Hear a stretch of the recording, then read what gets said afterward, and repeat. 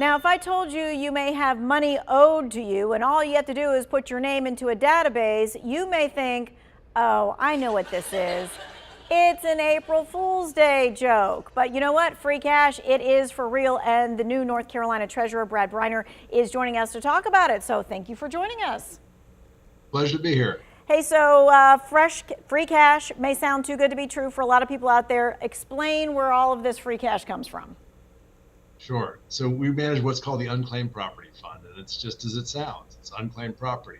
You may have had a deposit with a phone company when you first got a cell phone in the 90s. You may have had a safe deposit box you forgot about, maybe life insurance from your great grandmother. We have 17 million pieces of unclaimed property here worth about $1.5 billion.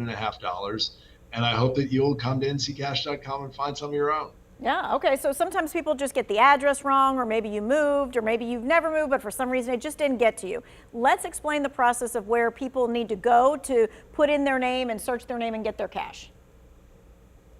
Sure. So if you go to nctreasurer.com, you'll see the unclaimed property division, or nccash.com, which is the direct way. You go there, you search for your last name. Hopefully you'll find something. We think 1 in 7 North Carolinians have something there. It may be $10, it may be $100, it may be a lot more. So please join us in searching for it and let us get you your money back. That's right. And things happen along the way. So just because you maybe searched your name 2 years ago doesn't mean that you won't find your name again. We get new property every day, and we try to get it to people as soon as we get it. It's not always easy. Sometimes there are multiple people with the same name in the same town. But if you search, you'll be able to look for your old addresses and see whether it's for you. Okay. So April is Financial Literacy Month. Part of education is knowing what the big picture of debt looks like. And you have some stats about that big picture. It is remarkable. Americans owe like $1.2 trillion on their credit cards and $1.8 trillion on student loans. And so they really are mind-blowing numbers when you think about them.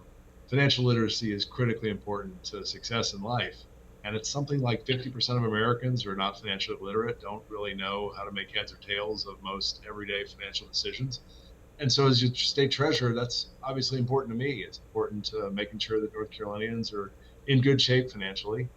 So we want to take this opportunity. April 1st is the kickoff of Financial Literacy Month, and we are going to launch a financial literacy newsletter. And so we'd love to get that out to as many people who are interested, to give you some advice on how to make better work in your financial life.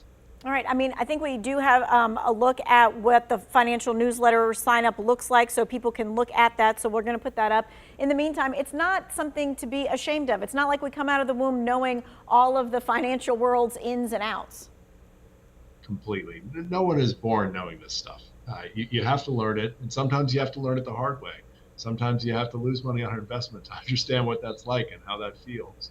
But without a dedication to learning, without taking advantage of the resources that are at your disposal, you'll never get there. And so we want to help you along that journey. We want to help people get up the learning curve as much as they possibly can so they can make better decisions and live better lives. All right, so you subscribe to that newsletter, you'll get a little tidbit every single week, and you can learn a little something on the way. Let's talk about AI. It's something that people use daily for all kinds of things. You are using AI to hopefully make all of our lives better, right?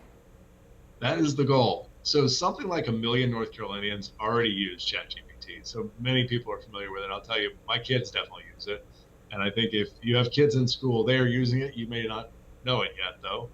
It is a very powerful technology that can be very useful in making people more productive at things that they do. That said, it's got some obvious concerns. Does my data stay private? And so as state government, we are very attuned to those concerns and wanted to make sure we were on the right side of all of them. We were approached by OpenAI, which is the company that built ChatGPT, about doing a pilot program of their technology in some of our divisions which only touch public data. So unclaimed property, which we just talked about, is going to begin using AI to try to reunite people with their property. All that data is public. It's on our website. The state and local finance division, which makes sure that all the towns and the counties in this state are well managed financially. We just use publicly audited financials that are on their website for the detail there. So we can use AI in both of those divisions and really enhance the productivity of our team members to deliver better results for people all over North Carolina. All right, and I'm guessing we're going to get some updates as this whole AI pilot program rolls out. It's evolving fast. So we have a 12-week trial program here. for unclaimed property as an example, we know how much we gave away in the same 12 weeks last year, or sent back to people, I should say.